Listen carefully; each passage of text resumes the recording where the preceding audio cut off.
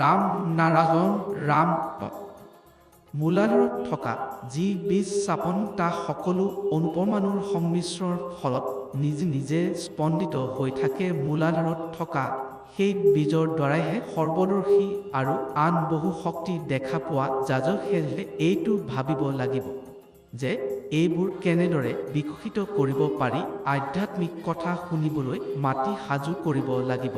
প্ৰথমবাৰ শুনাত এইবোৰ অসংলগ্ন যেন লাগে। গভীৰ খোৱাৰ আগতে ধাপাৰ কথা শুনিব লাগিব। যেতিজলা ধাপাৰ খেতিত সেইবোৰ ৰোৱা সজল তেতিজলা দেখাত ঘিণ লাগিব পাৰে, কিন্তু সেই স্থানতে ডাঙৰ ডাঙৰ গভীৰ ওলাই আহে এটা নৱজাত শিশু, যি ৰক্তে লেপা হৈ আছে। সঙ্গে সঙ্গে কোলাত তুলি চুমা নিদিজলা জাজক লোকক আচৰিত কৰি তোলে।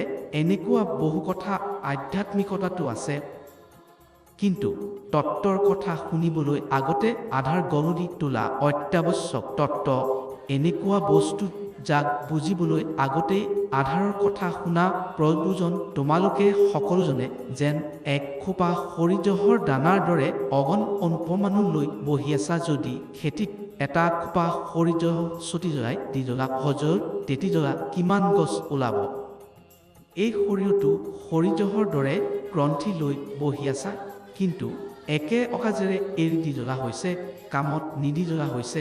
যেতিজলা একে খেতিটোত ছটি জ্বলাই দি জ্বলা সজল তেতিজলা ভাল নালাগিলেও গছ ওলাৰ পিছত দেখাত সুন্দৰ লাগে। ফুলেৰে ভৰি উঠাৰ পিছত সেইবোৰ চাই থাকিবলৈ মন যায় আৰু পিচি খোৱা যায়। এই দুটাৰ মাজত পাৰ্থক্য আছে।